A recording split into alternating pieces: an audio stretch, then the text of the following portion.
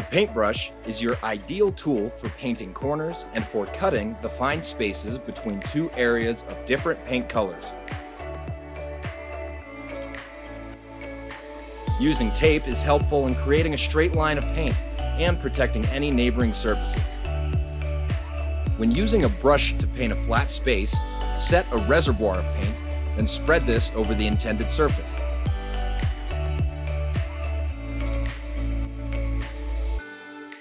Long, extended strokes are ideal to create a smooth, one-dimensional layer.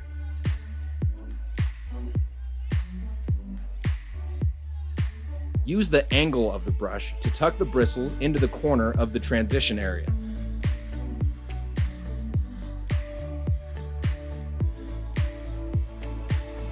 Make sure to feather the edges of your paint lines to avoid any buildup of excess paint. Keeping a clean brush throughout the day will keep paint from building up and drying in the bristles. At the end of each day, thoroughly rinse your brush with warm water to get it ready for the next job.